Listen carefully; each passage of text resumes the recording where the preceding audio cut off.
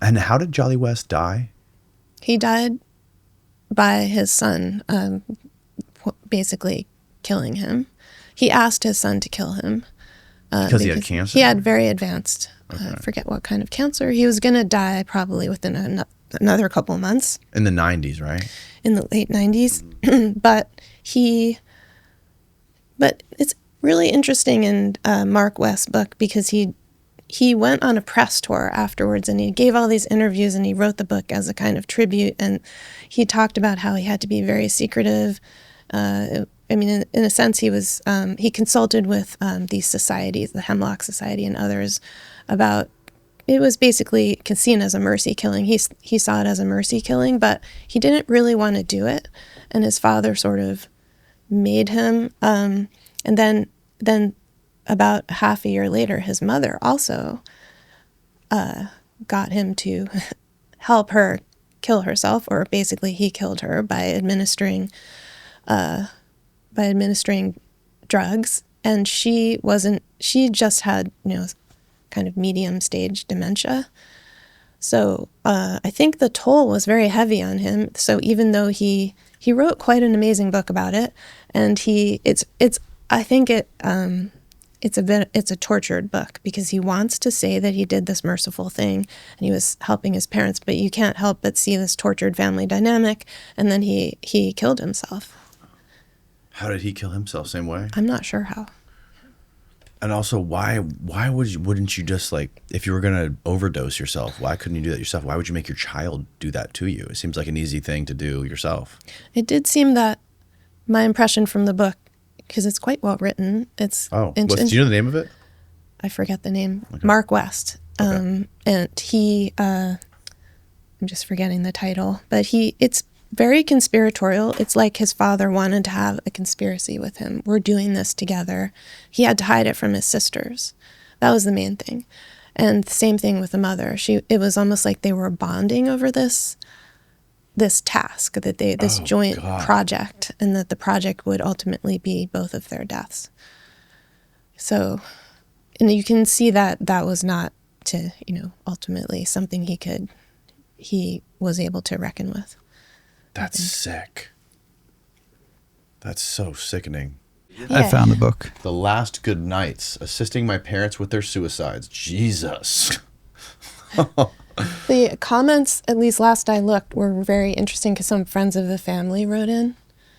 On the Amazon. No reviews. way. Left comments? Yeah, I love Go down, let's read them. Stuff.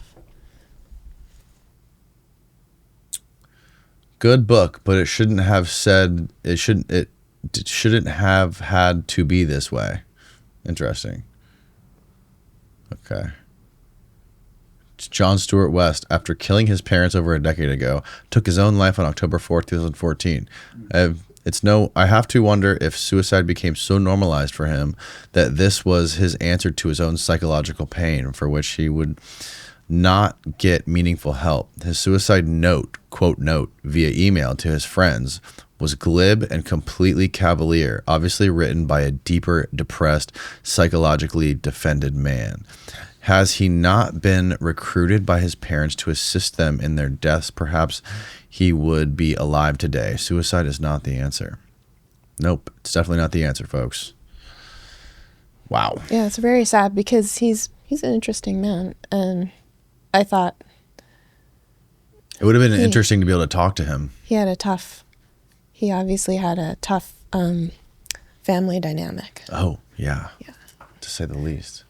Because, West, interesting. He just, he's hard to figure out. I was just talking to someone who knew him in the 70s.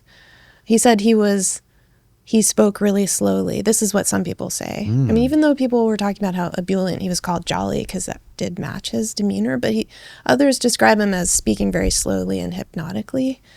And, but he would kind of use the killing, he famously, or maybe not famously, but he administered LSD to an elephant. Oh yeah, Tusco, right? Tusco, the elephant. And this is also heartbreaking if you actually read the article, because the female elephant, who was Tusco's mate, tried to hold him up while he was dying. Oh, no. Isn't that like, But West, wrote this paper. I think he wanted to find, so this is an interesting connection. He was interested in the trigger to irrational violence, and male elephants are known to go into periods of irrational of violence, like during their must periods. So it seems that he wanted to see if the LSD would trigger that, which is very related to his, this kind of questions at the time about LSD and violence, speed. Right? Also, whether amphetamines might trigger an LSD, in combination might trigger violence. They were sometimes wondering or seeing that, I think, in some studies with mice. So that may have been part of why he did this, but he didn't hesitate for the rest of his career to use the Tusco's death as kind of his calling card in a very flippant way. Like, he was very proud of it. Yeah, I'm the guy who killed the elephant. You kind of would swagger into a room, and he was known for that. And didn't he have like a violence center that he wanted to create? Like a center for violence? That's a short word for it, or the short phrase was the Violence Center. And he considered it his greatest defeat, but in some ways it was right after the Haight-Ashbury period when he first got to UCLA, and he got $2 million of funding. It was all set to go, and it was going to be a center for the study and reduction of violence. There were like 29 affiliated projects within it. It was almost like a above board MKUltra in the sense that it was public. And one of the reasons it collapsed was that he made it public, but he was really interested in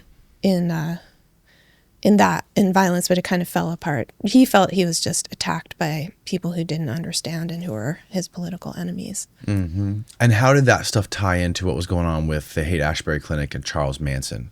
Because you can see, like, one of the things that Tom described, which you just described, is that they were not only messing with LSD, but they were also testing amphetamines with this place that was funded by that cutout that was CIA money. And the Manson murders are one of the most violent murders that's ever happened in this country, in the history of this country, on American soil. So, like, the fact that, like, there's a clear tie that I think Tom O'Neill points out in his book with all the people that Manson was connected with, bringing the girls there all the time, all the other shady things. So, like, what is your understanding, or what is your opinion on what was happening with Charles Manson? Yeah. Well, there are demonstrable studies that were being done involving Manson. So this is true. I mean, he was at the very least in observational studies, his family.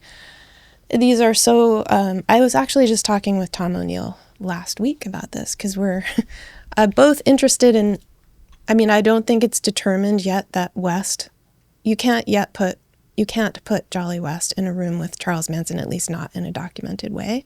But it is true that West had an office at the Haight-Ashbury Medical Clinic from the very beginning, and he was part of the crowd of people who were running both the Haight-Ashbury Research Project, and his own observational study, which was really like a naturalistic study of these communes, of the different families, of how their psychodynamics and social dynamics worked.